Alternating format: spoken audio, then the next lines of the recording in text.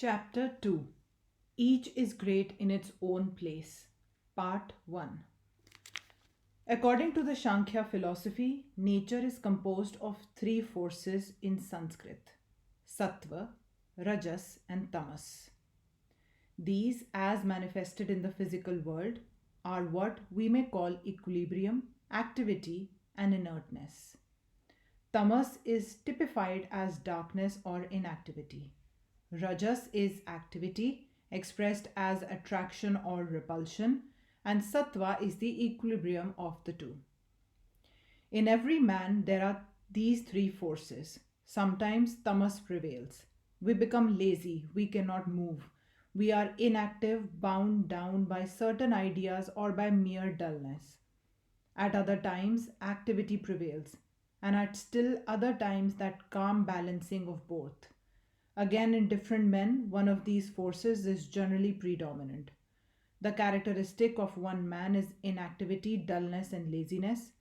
That of another, activity, power, manifestation of energy. And in still another, we find the sweetness, calmness, and gentleness, which are due to the balancing of both action and inaction.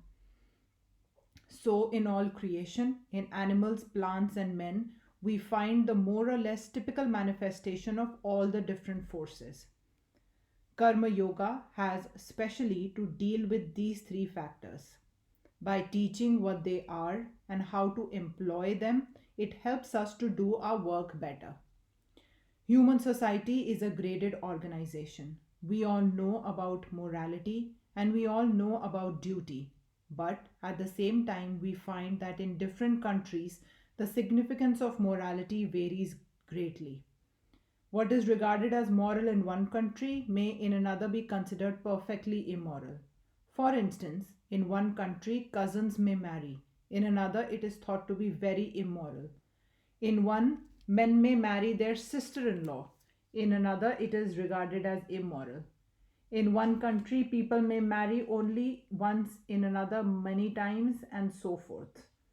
Similarly, in all other departments of morality, we find the standard varies greatly. Yet we have the idea that there must be a universal standard of morality. So it is with duty. The idea of duty varies much among different nations. In one country, if a man does not do certain things, people will say he has acted wrongly. While if he does those very things in another country, people will say that he did not act rightly, and yet we know that there must be some universal idea of duty. In the same way, one class of society thinks that certain things are among its duty, while another class thinks quite the opposite and would be horrified if it had to do such things. Two ways are left open to us: the way of the ignorant, who think that there is only one way to truth and that all the rest are wrong, and the way of the wise, who admit that according to our mental constitution or the different planes of existence in which we are, duty and morality may vary. The important thing is to know that there are gradations of duty and of morality, that the duty of one state of life in one set of circumstances will not and cannot be that of another. To illustrate, all great teachers have taught resist not evil, that non resistance is the highest moral ideal. We all know that if a certain number of us attempted to put that maxim fully into practice, the whole social fabric would fall to pieces. The wicked would take possession of our properties and our lives and would do whatever they liked with us. Even if only one day of such non resistance were practiced, it would lead to disaster. Yet, intuitively, in our hearts of hearts, we feel the truth of the teaching: resist not evil. This seems to us to be the highest ideal. Yet, to teach this doctrine only would be equivalent to condemning a vast portion of mankind. Not only so, it would be making men feel that they were always doing wrong and cause in them scruples of conscience in all their actions. It would weaken them, and that constant self disapproval would breed more vice than any other weakness would. To the man who has begun to hate himself, the gate of degeneration has already opened. And the same is true of a nation. Our first duty is not to hate ourselves, because to advance we must have faith in ourselves first and then in God. He who has no faith in himself can never have faith in God. Therefore, the only alternative remaining to us is to recognize that duty and morality vary under different circumstances. Not that the man who resists evil is doing what is always and in itself wrong, but that in the different circumstances in which he is placed, it may become even his duty to resist evil. In reading the Bhagavad Gita, many of you in Western countries may have felt astonished at the second chapter, wherein Sri Krishna calls Arjun a hypocrite and a coward because of his refusal to fight or offer resistance on account of his adversaries being his friends and relatives, making the plea that non resistance was the ideal form of love. This is the great lesson for us all to learn, that in all matters the two extremes are alike. The extreme positive and the extreme negative are always similar. When the vibrations of light are too slow, we do not see them, nor do we see them when they are too rapid. So with sound, when very pitch is low, we do not hear it. When very high, we do not hear it either. Of like nature is the difference between resistance and non resistance.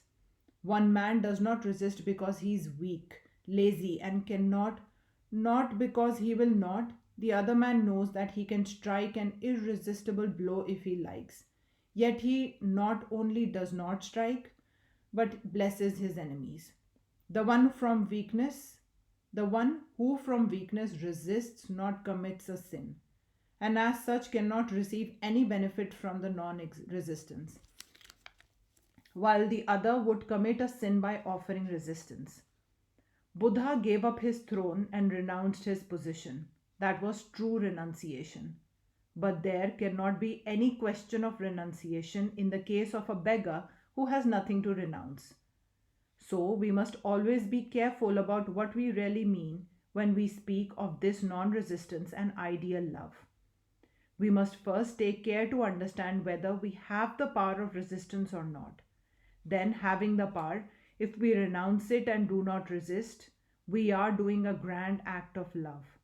But if we cannot resist and yet at the same time try to deceive ourselves into the belief that we are actuated by motives of the highest love, we are doing the exact opposite.